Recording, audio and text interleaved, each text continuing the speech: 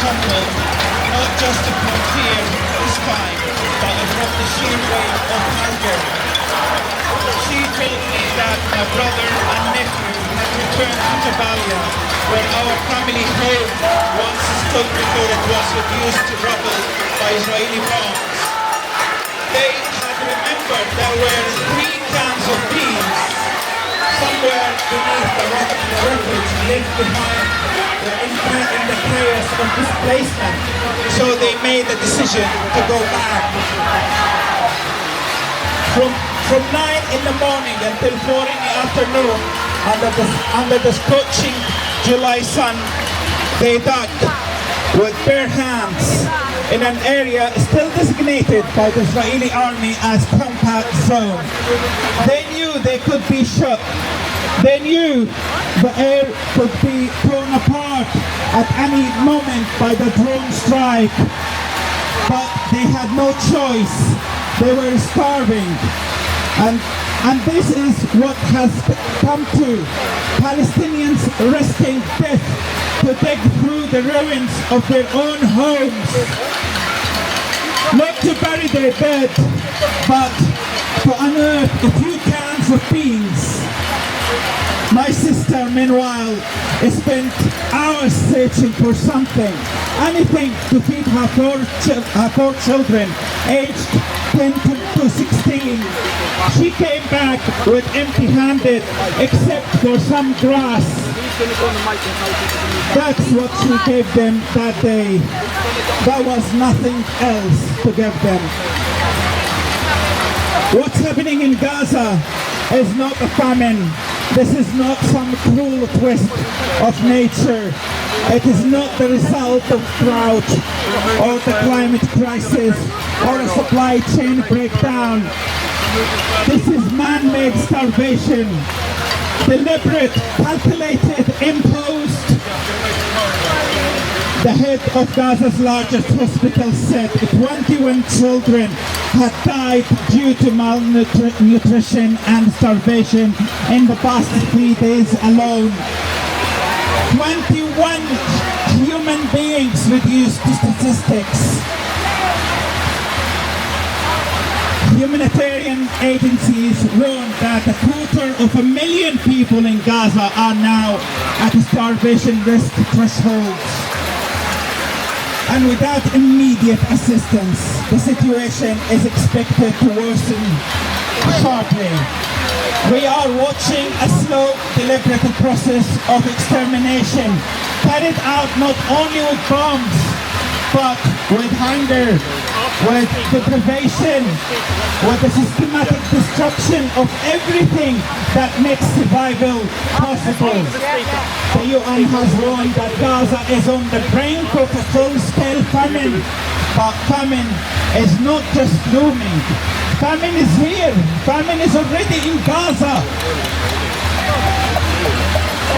I write this from London, where I have lived 22 years. I work in finance. I have the comfortable home in Islington, where I'm sitting at the table. I walk to the kitchen and I open a fridge that comes with ambience. I boil water for tea. I walk past shops and markets with shelves overflowing. And I feel sick. Sick with guilt. Sick with helplessness. I eat and choke on the shame of it. I sleep and wake feeling I have abandoned my own blood. My brother is digging through the rubble of our bombed home for canned food, while I feel the softening of my mattress beneath me.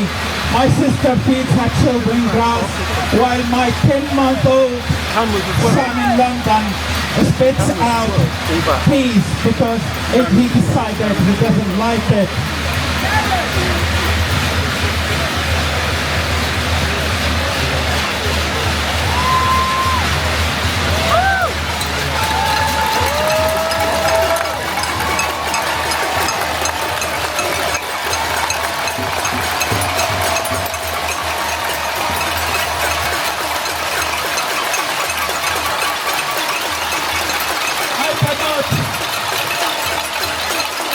I cannot describe the torment of knowing. I cannot describe the torment of knowing my loved ones, my mother, my father, my sisters, my brothers, nieces and nephews are starving while the world watching and does nothing, knowing that the country you now live in pay taxes. You pay taxes to, and the trying to call home is directly involved in their suffering. The guilt doesn't go away, and it shouldn't, because we are enabling what's happening with silence, with money, with political cowardice. The children of Gaza are not starving because the world cannot help. They are starving because the world has chosen not to. Because their lives have been deemed expendable. Because Palestinians are not seen as fully human. And because many in the West still believe that Israel's power must be protected at all costs, no matter how many innocents it crushes. I write because I have no other weapon. I write because my voice is the only thing left to send across the borders. I write because if I don't, then silence wins. But I also write to ask you, what will you do? One day this will end. One day the dust will settle, the graves will count it, and Gaza will ask, where were you? What did you do while we starved? And I ask too as well, because my family is starving, my people are starving, and the world is watching. And if you look away, you are part of it too. Thank you. Thank you very much.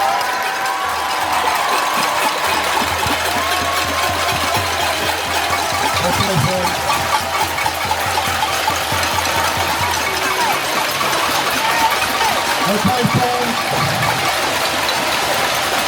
Friends, can I ask you just to quiet briefly? Amy Sharan, the director of the British Palestinian Committee, is going to read a very short poem, which she will introduce. Once she's done it, I'm going to give you your instructions of what you do next.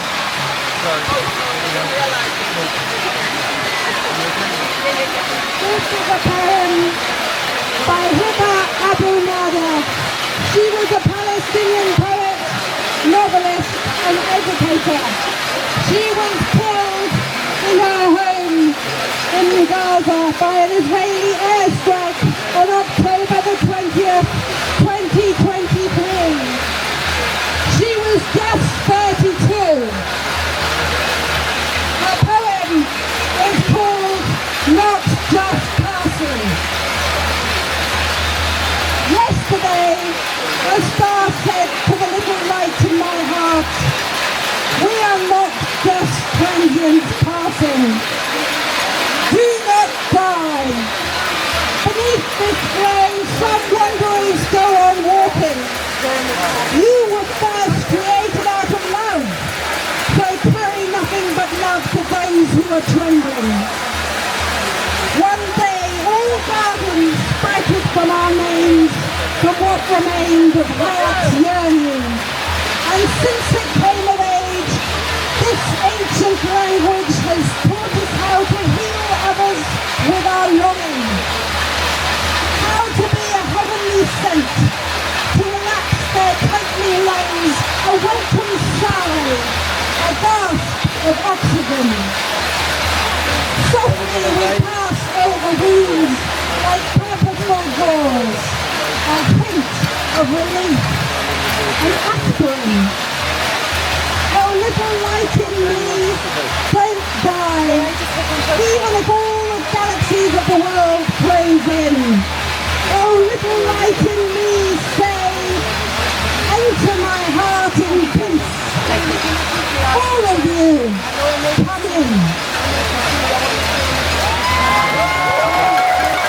Okay. All right, friends. We're going to have to help each other now, okay? We're going to have to help each other so that we can leave the Tirstama, a mountain of pots and pans.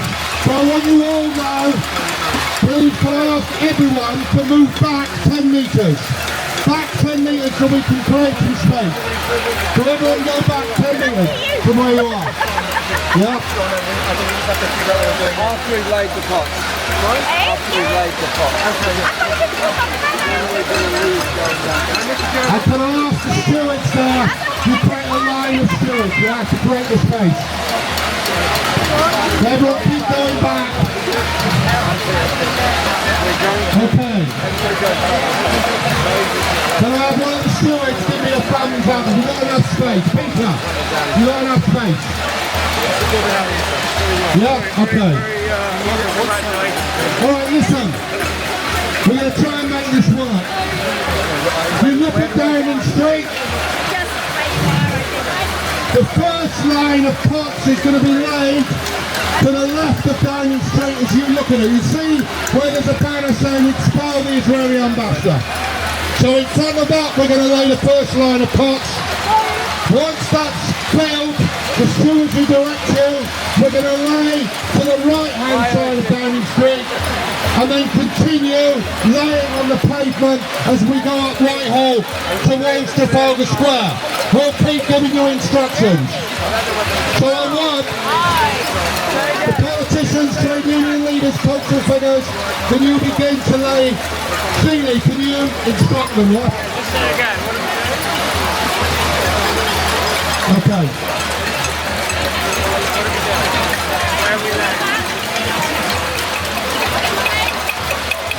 Can you keep on moving back, please? Create a bit of space so we can lay the Media, move back. They're going to lay the pots here. Move back. Move back. Move back, please. Media, move back. Move back. Move back. Move back. Move back. Come on. You have to honour media back. And when we've got enough space, we'll have the first line of pots being laid. So please, let's create that space so everyone can see. So the photographs will be taken to show the feelings of the British people today.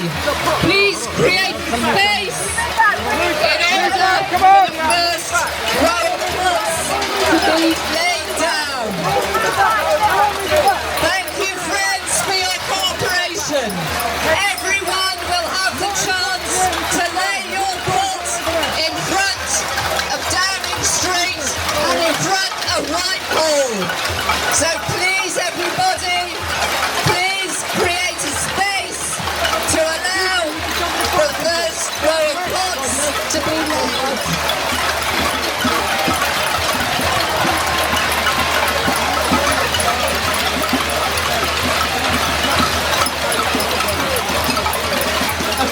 And until you lay down your pots, please carry on banging your pots. Make that noise so that everyone behind us can hear what we feel about their starvation of Gaza. So please, now's the time. Raise your pots, make that noise, and the first row of pots will be laid down.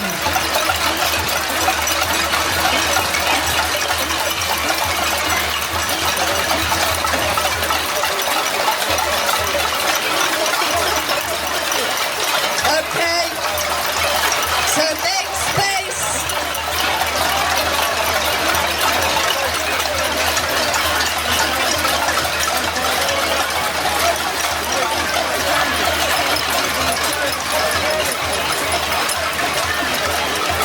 So at the moment we have some photographers taking pictures of Jeremy Corbyn and others laying the first pots. After that, you will all have the opportunity to lay your pots, and the pots will be left here. So don't leave your favourite pot unless you want to.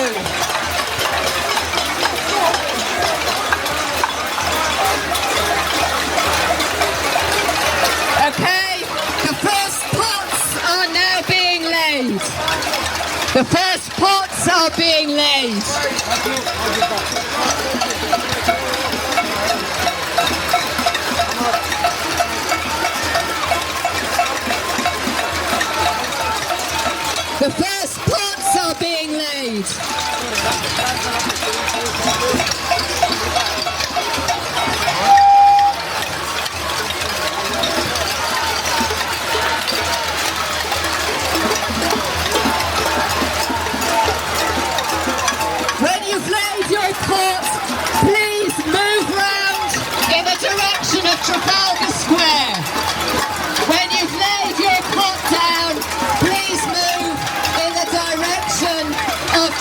Trafalgar Square.